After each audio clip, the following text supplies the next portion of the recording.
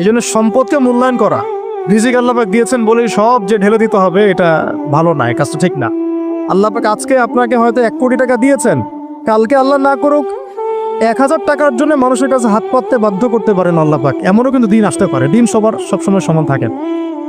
আজকে আপনার কাছে 1 কোটি টাকা আছে, কিছু মনে হচ্ছে না, কালকে কে জানে আল্লাহ না করুক যে 1000 টাকা কারো কাছে চাইতে হচ্ছে, 1000 টাকার জন্য ঠেকে গেছেন, হতে পারে না? রিজিককে মানুষ তাজিম না করলে রিজিক দূরে চলে যায়। দুটো বিষয় খেয়াল রাখবেন, দুটো বিষয়। এক হচ্ছে মাঝে মাঝে মনের মধ্যে কিছু আমল করার ইচ্ছা আসে না? মনে হলো যে আচ্ছা একটু 10টা আয়াত পড়ি, মনে আসে না মাঝে মাঝে? এমন মনে হয় না? ওই সময় এই যে মনের মধ্যে যে এই ইরাদাটা জাগ্রত হওয়া, এটাকে আমরা বলি ওয়ারিদ।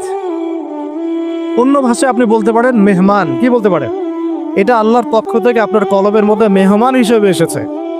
এখন আপনি যদি আমলটা করেন, সেই মেহমান বারবার আপনার কলবে আসবে। যদি আপনি ওই সময় আমলটা না করেন, মেহমান চলে যাবে, মেহমান অসম্মানিত হলে পরে আর আসবে না। একইভাবে রিজিক আল্লাহ পাক দিয়েছেন, এর তাজিম যদি করতে পারেন রিজিক বেশি আসবে।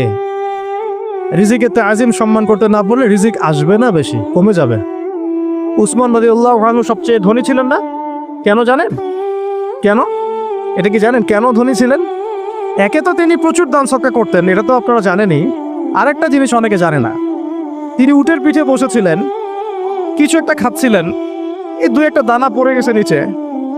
উটের পিঠ থেকে নেমেছেন, নেমে সেই দানা উঠিয়েছেন, পরিষ্কার করেছেন, ধুয়েছেন, আবার খেয়েছেন। তার এই 2-4টা দানার কোনো কিন্তু মানে পরোয়া না করলেও চলে, তার প্রচুর অর্থ সম্পদ আছে। এত অর্থ সম্পদ যে তাবুক যুদ্ধের দিন 30,000 সেনাবাহিনীর দায়িত্ব নিয়েছেন। 30,000 সেনাবাহিনীর দায়িত্ব নিয়েছেন। সেনাবাহিনী যাবে, থাকবে, খাবে, তাঁবু টাঙাবে, সব দায়িত্ব তার। 30,000 সেনাবাহিনীর দায়িত্ব নেওয়া কি চারটাখানি কথা? তো এই সাহাবী এই কয়েকটা খাবারের দানা উঠিয়ে খেলেন। নবী সাল্লাল্লাহু আলাইহি ওয়াসাল্লাম বলেছিলেন যে তোমাকে আল্লাহ পাক রিজিক বাড়িয়ে দিবেন না কেন? তুমি রিজিকের যে তাজিম, যে সম্মান তুমি করো, এর বদৌলতে আল্লাহ পাক তোমাকে বেহিসাব রিজিক দিবেন। দুইটা বিষয় খেয়াল রাখবো। আমলের মেহমান হৃদয়ের মধ্যে আসলে তাকে ফিরাই না দেওয়া, তাহলে সেই মেহমান কিন্তু আর আসবে না। মেহমানকে মূল্যায়ন করলে মেহমান বারবার আসবেন সাল। আর রিজিকের তাজিম না করলে রিজিক কিন্তু আপনার ঘরে বেশি বেশি আসবেন। এমনি তো হারামের যুগ, এমনি সুদের যুগ, এমনি ঘুষের যুগ। অলমোস্ট এভরি ফ্যামিলি সুদখোর এখন, অলমোস্ট এভরি ফ্যামিলি।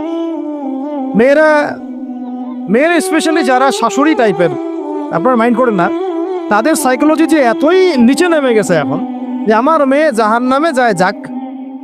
হ্যাঁ, আমার মেয়ে জাহান্নামে যায় যাক, সমস্যা নাই, দুনিয়াতে সে যেন ভালো থাকে।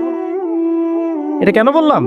একটা সুদখোরের ঘরে তুলে দিতে সে দ্বিধাবোধ করতেছে না, একটা দুর্নীতিবাজের ঘরে তুলে দিতে দ্বিধাবোধ করতেছে না, একটা ঘুষখোরের ঘরে তুলতে দ্বিধাবোধ করতেছে না, হ্যাঁ, একটা মানে কি বলবো মাদক সেবী, ড্রাগ অ্যাডিক্টেড, বা এই যে আর কি বলবো ফাসেক, জালেম, এই ধরনের ঘরে উঠাই দিতেও সে দ্বিধাবোধ করছে না। 5তলা বাড়ি চাই আমার মেয়ে 5তলা বাড়ি থেকে সুখে থাকবে। এই যে সুখের ডেফিনেশন এখানে দিয়েছেন আপনারা।